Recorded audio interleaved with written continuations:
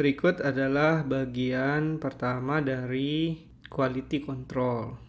Quality control atau kendali mutu adalah suatu kegiatan yang mengevaluasi hasil suatu proses berdasarkan suatu acuan atau standar, yang kemudian jika terjadi suatu kesalahan ataupun sesuatu yang di luar standar, maka bisa dilakukan tindakan korektif atau perbaikan.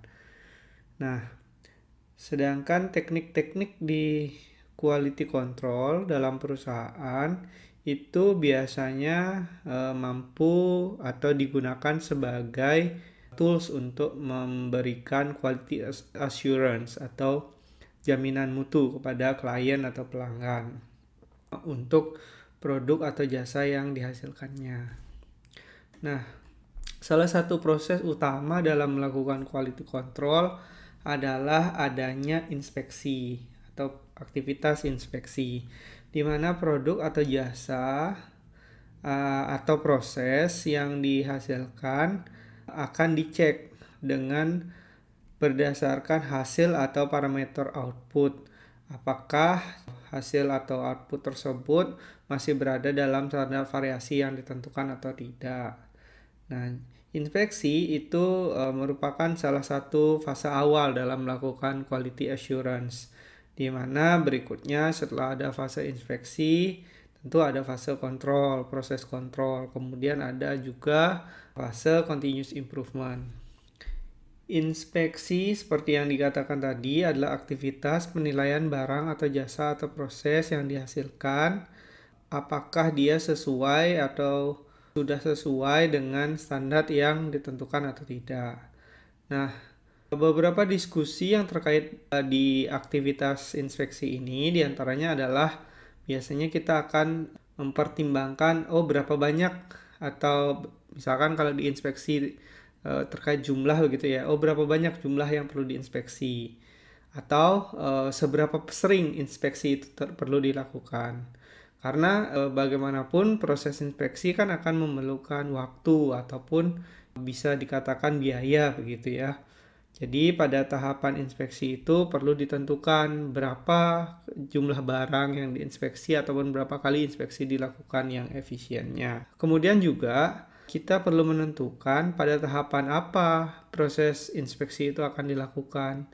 Kemudian perlu dilakukannya on-site atau off-site gitu ya. On-site itu berarti di tempat barang itu digunakan ataupun diterima, atau perlu di off-site, dibawa ke suatu lab sehingga bisa diinspeksi dengan lebih detail. Kemudian selain itu juga perlu ditentukan atribut atau variabel apa yang akan perlu diinspeksi. Nah, gambar ini memberikan ilustrasi terkait biaya total berdasarkan jumlah inspeksi yang dilakukan. Tentu kalau semakin sedikit inspeksi, itu biaya inspeksinya semakin rendah kan gitu ya. Semakin banyak inspeksi, biaya inspeksinya semakin tinggi. Tapi kalau inspeksinya sedikit, biaya yang mungkin kita tanggung ketika kita menghasilkan suatu proses atau produk yang defect gitu ya. Jadi kalau inspeksinya sedikit, tentu peluang defectnya besar dong ya. Jadi biaya peluang defect itu berbanding terbalik dengan jumlah inspeksi. Semakin banyak kita melakukan inspeksi, semakin sering biaya defectnya ini semakin kecil. Nah, strateginya adalah menentukan jumlah inspeksi yang optimal, sehingga jumlah biaya inspeksi dengan biaya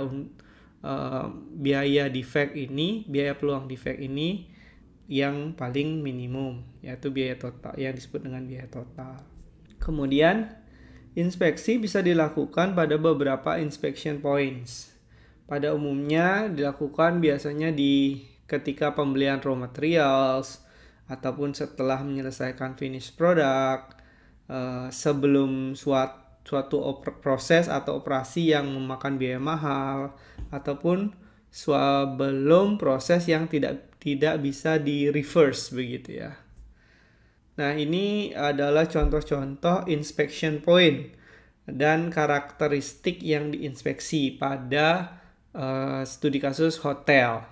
Jadi misalkan kalau pada inspection pointnya pada bagian accounting atau pada bagian billing, biasanya yang dicek adalah seberapa akurasi catatan keuangannya.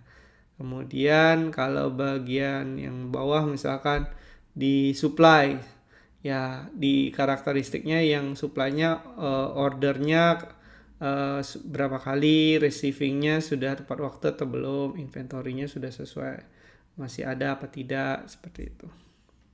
Terdapat dua jenis inspeksi, yaitu off-site dan on-site.